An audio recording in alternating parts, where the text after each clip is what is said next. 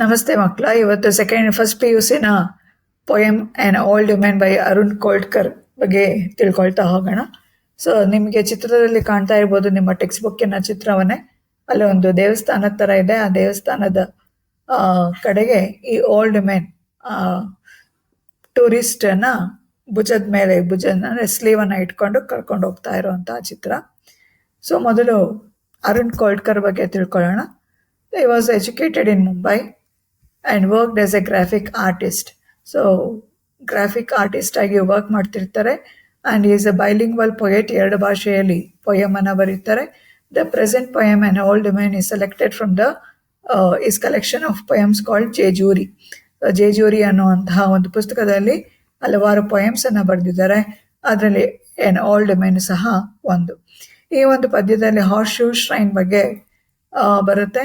ಈ horse shoe shrine ಅಂದರೆ ದೇವಸ್ಥಾನದ ಹೆಸರು.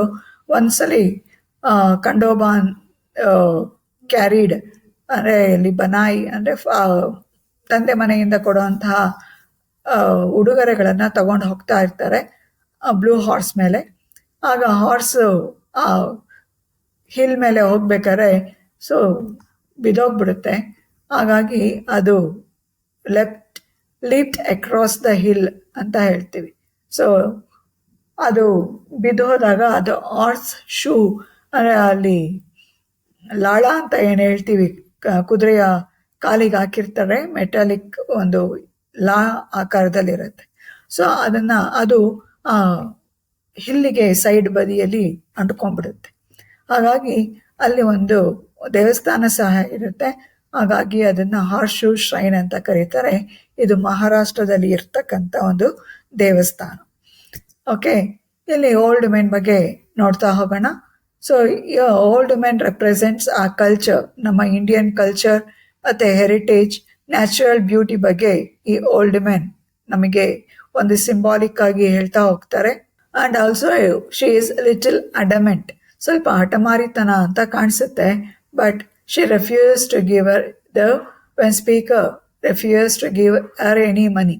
ಸೊ ಸ್ಪೀಕರು ಆಕೆಗೆ ಏನು ದುಡ್ಡು ಕೊಡೋದಕ್ಕೆ ಅವನಿಗೆ ಇಷ್ಟ ಆಗೋದಿಲ್ಲ. ಹಾಗಾಗಿ she does not resort to beggary, ಅಂದರೆ ಅವಳು ಭಿಕ್ಷೆಯನ್ನು ಬೇಡ್ತಾ ಇಲ್ಲ. She wishes to take the speaker to the horseshoe shrine. ಅವಳು ಭಿಕ್ಷೆ ಬೇಡೋದಿಲ್ಲ, ಬನ್ನಿ ನಾನು ನಿಮಗೆ ದೇವಸ್ಥಾನಕ್ಕೆ ಕರ್ಕೊಂಡು ಹೋಗ್ತೀನಿ ಅಂತ ಹೇಳ್ತಾಳೆ. In turn she demands a 50 paisa coin. ಆ ದೇವಸ್ಥಾನಕ್ಕೆ ಕರ್ಕೊಂಡೋಗಿ ಆ ದೇವಸ್ಥಾನದ ಮುಖ್ಯ ಅಂಶಗಳನ್ನು ಅಥವಾ ಕಥೆಯನ್ನು ಹೇಳ್ತಾಳೆ. ಅದಾದಮೇಲೆ 50 ಪೈಸವನ್ನು ಮಾತ್ರ ಅವಳು ಕೇಳ್ತಾಳೆ. ಹಾಗಾಗಿ ಓಲ್ಡ್ ಮೆನ್ ನೋಡ್ತಾ ಹೋದರೆ ಈಗ poverty and old age. Poverty ಅಂದರೆ ಬಡತನ, and old age are the 2 curses that can cripple a person. ಒಬ್ಬ ಪರ್ಸನ್ನ ಇನ್ಸಿಗ್ನಿಫಿಕೆಂಟ್ ಮಾಡಬೇಕು ಅಥವಾ ಅವನಿಗೆ ಯೋಗ್ಯ ಅಂದರೆ ಶಾಪ ಅಂತ ಹೇಳ್ತೀವಿ ಈ ಬಡತನ ಮತ್ತು ಈ ಒಂದು ಓಲ್ಡ್ ಏಜ್. ಓಕೆ, ವಯಸ್ಸು ಆಗುವಂಥದ್ದು ಒಬ್ಬ ಮನುಷ್ಯನಿಗೆ ಒಂದು ಶಾಪ ಅಂತ ಹೇಳ್ತೀವಿ. ಯಾಕಂದರೆ ಆ ಒಂದು ವಯಸ್ಸಿನಲ್ಲಿ ಮನುಷ್ಯ ಹೆಲ್ಪ್ಲೆಸ್ ಆಗಿರ್ತಾನೆ. ಹಾಗಾಗಿ old woman is also shown as a helpless women on the hills. ಹಾಗಾಗಿ ಓಲ್ಡ್ ವುಮೆನ್ನು ಸಹ ಆ ಒಂದು ಬೆಟ್ಟದ ಮೇಲೆ ಹೆಲ್ಪ್ಲೆಸ್ ವುಮೆನ್ ಆಗಿ ನಮಗೆ ಕಂಡು ಬರ್ತಾಳೆ. ಯಾಕಂದರೆ ಅವಳಿಗೆ ಬೇರೆ ಏನು ಮಾಡೋದಕ್ಕೂ ಆಗ್ತಾ ಇರಲ್ಲ. ಯಾರೇ ಒಬ್ಬರು ಬಂದರೂ ಅವರನ್ನು ಹಾರ್ಸ್ ಶೂ ಶ್ರೈನಿಗೆ ಕರ್ಕೊಂಡು ಹೋಗೋದು, ಅವರಿಂದ 50 ಪೈಸಾ ಕೇಳೋದು ಅಷ್ಟೇ ಮಾಡಲಿಕ್ಕಾಗತ್ತೆ, ಮತ್ತೇನು ಬೇರೆ ಮಾಡೋಕ್ಕೆ ಆಗಿರಲ್ಲ. ಹಾಗಾಗಿ the speaker looks into our eyes. ಆಕೆಯ ಕಣ್ಣುಗಳನ್ನು ನೋಡಿದಾಗ ಈ compares her to the bullet holes. ಆಕೆಯ ಕಣ್ಣುಗಳು ಬುಲೆಟ್ ಹೋಲ್ಸ್ ಥರ, ಅಂದರೆ ಆಳವಾಗಿ ವಯಸ್ಸು ಆದಮೇಲೆ ಕಣ್ಣುಗಳು ಆಳವಾಗಿ ಒಳಕ್ಕೆ ಇಳಿತವೆ, ಐ ಸಾಕೆಟಲ್ಲಿ ಇಳಿತಾ ಹೋಗುತ್ತೆ. ಹಾಗಾಗಿ he compares her eyes to the bullet holes, and she is right, and what she said is right. She is helpless, okay, because of her oldness moves him. ಹಾಗಾಗಿ ಈ ಒಂದು ಪೊಯೆಟ್ ದ ಸ್ಪೀಕರ್ ಹೇಳ್ತಾ the speaker ಆಕೆಯ ಒಂದು ಓಲ್ಡ್ನೆಸ್ ಇಂದ, ಆಕೆಯ ವಯಸ್ಸಾಗಿರೋದ್ರಿಂದ ಆತನೂ ಸಹ ಅದರಿಂದ ಅಂದರೆ ಆಕೆಯ ಬಗ್ಗೆ ಅನುಕಂಪ ಮೂಡುತ್ತೆ. he is also touched. She wants to earn 50 paisa coin by showing him the horseshoe shrine rather than demanding it as a charity. ಅವಳು ಚಾರಿಟಿ ಸುಮ್ಮನೆ 50 ಪೈಸಾ ಕೊಡಬೇಡಿ, ನಾನು ನಿಮಗೆ ಹಾರ್ಶು ಶ್ರೈನನ್ನು ತೋರಿಸ್ತೀನಿ, ತೋರಿಸಿದ್ಮೇಲೆ ನನಗೆ ಕೊಡಿ ಅಂತ ಅವಳು ಡಿಮ್ಯಾಂಡ್ ಮಾಡ್ತಾ ಹೋಗ್ತಾಳೆ. ಸೊ ಇಲ್ಲಿ ನಮಗೆ ಒಂದು ಪೊಯೆಟ್ ಹೇಳ್ತಾ ಹೋಗ್ತಾರೆ, thus an arrogant unconcerned tourist moved by the self esteem of the old men. ಹಾಗಾಗಿ ಸೊ ಆ ಟೂರಿಸ್ಟ್ಗೆ ಆಕೆಯ ಬಗ್ಗೆ ಯಾವುದೇ ಒಂದು ಒಲವು ಇರಲ್ಲ ಅಥವಾ ಏನೂ ಇರಲ್ಲ, ಆದರೆ ಆಕೆಯ ಒಂದು ದಿಟ್ಟತನವನ್ನು ನೋಡಿ, ಆಕೆ ಸೆಲ್ಫ್ ಎಸ್ಟೀಮ್, ಆಕೆಯ ಒಂದು ಆತ್ಮಗೌರವವನ್ನು ಪ್ರಶಂಸೆ ಮಾಡ್ತಾ ಹೋಗ್ತಾನೆ. ಈ tries to ignore her by paying less heed. ಆಕೆಯನ್ನು ಅವನು ಇಗ್ನೋರ್ ಮಾಡ್ತಾ ಹೋಗ್ತಾನೆ, ಆಕೆ ಬಗ್ಗೆ ಜಾಸ್ತಿ ಏನು ವಿಚಾರ ಮಾಡೋದೇ ಇಲ್ಲ.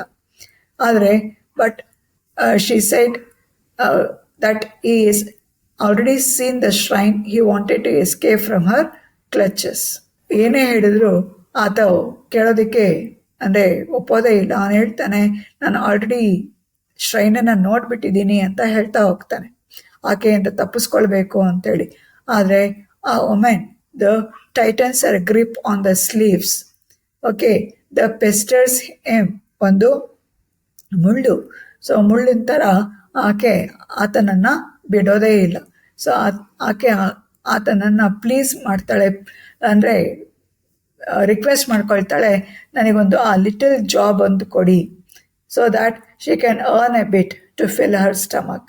ಹಾಗಾಗಿ ನನಗೆ ಒಂದು 50 ಪೈಸೆ ದುಡಿಯೋದಕ್ಕೆ ನಮಗೆ ಅವಕಾಶ ಮಾಡಿಕೊಡಿ ಅಂತ ಹೇಳ್ತಾರೆ. ಹಾಗಾಗಿ her willingness to work as a living as reduced him to the small change in her hands. ಅವಳು ಆಕೆಯ ಒಂದು ದಿಟ್ಟತನವನ್ನು ನೋಡಿ ಇವನು ಎಷ್ಟೇ ಶ್ರೀಮಂತ ವ್ಯಕ್ತಿ ಆಗಿದ್ದರೂ ಆಕೆಯ ಮುಂದೆ ತುಂಬ ಚಿಕ್ಕವನಾಗ್ತಾ ಹೋಗ್ತಾನೆ. ಇಲ್ಲಿ ಕ್ರ್ಯಾಕ್ಸ್ ಅಂತ ಪದಗಳು ಬರುತ್ತೆ. ಆ ಕ್ರ್ಯಾಕ್ಸ್ ಅಂದಾಗ ಸೊ ಅಲ್ಲಿ ಕ್ರ್ಯಾಕ್ಸ್ ಅಂದರೆ it is a sign of old age. Age is an important factor. So age ಒಂದು ಇಂಪಾರ್ಟೆಂಟ್ ಫ್ಯಾಕ್ಟರ್ ಆಗುತ್ತೆ. The age passes by it starts living its ugly impact on the body. ವಯಸ್ಸು ಆಗ್ತಾ ಆಗ್ತಾ ಮನುಷ್ಯ ತನ್ನ ಸೌಂದರ್ಯವನ್ನು ಕಳ್ಕೊಳ್ತಾ ಹೋಗ್ತಾನೆ. ಹಾಗಾಗಿ ಒಂದು ಟೈಮ್ ಆಗ್ತಾ ಆಗ್ತಾ ಆಗ್ತಾ ಆ ಹಿಲ್ಸ್ ಇರ್ಬೋದು, ಬೆಟ್ಟಗಳಿರ್ಬೋದು, ಟೆಂಪಲ್ಸ್ ಇರ್ಬೋದು, ಸೊ ಎಲ್ಲವೂ ಸಹ ಕ್ರ್ಯಾಕ್ಸ್, ಅಂದರೆ ಎಲ್ಲದಕ್ಕೂ ಸಹ ವಯಸ್ಸಾಗುತ್ತೆ. ಅದು it is a natural process. ವಯಸ್ಸಾಗೋದು ಒಂದು ನ್ಯಾಚುರಲ್ ಪ್ರೋಸೆಸ್. ಮನುಷ್ಯ ಒಬ್ಬ ಹುಟ್ಟಿದ ಮೇಲೆ ಅವನಿಗೆ ವಯಸ್ಸಾಗೋದು ಸಹಜ. ಹಾಗಾಗಿ it is a natural process ಅಂತ ಹೇಳ್ತಾರೆ.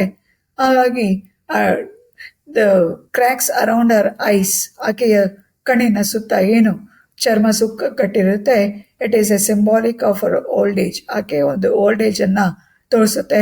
ಆ ಓಲ್ಡ್ ಏಜ್ ಜೊತೆಗೆ ಆಕೆಯ ಒಂದು ಎಕ್ಸ್ಪೀರಿಯನ್ಸ್, ಆಕೆಯ ಒಂದು ಅನುಭವ ಸಹ ಅದು ಹೇಳ್ತಾ ಹೋಗುತ್ತೆ. It talks about the wisdom that comes with the age. So ವಯಸ್ಸು ಆಗ್ತಾ ಆಗ್ತಾ ಮನುಷ್ಯ ಬುದ್ಧಿವಂತನಾಗ್ತಾನೆ ಅಂತ ಹೇಳ್ಬೋದು. The hills and the temples represent the same wisdom. ಹಾಗಾಗಿ ಬೆಟ್ಟಗಳು ಮತ್ತು ಈ ದೇವಸ್ಥಾನಗಳು ಸಹ ಅದೇ ರೀತಿಯ ಒಂದು ಜ್ಞಾನವನ್ನು, ಒಂದು ಡಿಗ್ನಿಟಿಯನ್ನು, ರೆಸ್ಪೆಕ್ಟನ್ನು ಇಟ್ಕೊಳ್ತದೆ. That as a woman's stands for. Okay, ಅಂದರೆ ಆ ವುಮೆನ್ ಅಲ್ಲಿ ಓಲ್ಡ್ ವುಮೆನ್ ಇರೋದ್ರಿಂದ ಓಲ್ಡ್ ವುಮೆನ್ನು ಸಹ ಅಷ್ಟೇ ವಯಸ್ಸಾಗಿರ್ತಾಳೆ ಅಂತ ಹೋಗ್ಬೋದು. And old woman and the hills been around for centuries. ಹಲವಾರು ವರ್ಷಗಳಿಂದ, ಶತಮಾನಗಳಿಂದ ನಾವು ಹಿಲ್ಸ್ ಮತ್ತು ಓಲ್ಡ್ ವುಮೆನ್ನ ನೋಡ್ತಾನೆ ಇರ್ತೀವಿ. ಹಾಗಾಗಿ ಓಲ್ಡ್ ಆಗಿದ್ರೂ ಸಹ, in spite of being old, so the women is able to carry on and find means to keep our life going, just like the hills and the temples.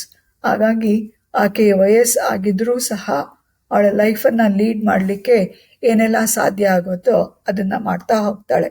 ಹಾಗಾಗಿ she doesn't want to beg.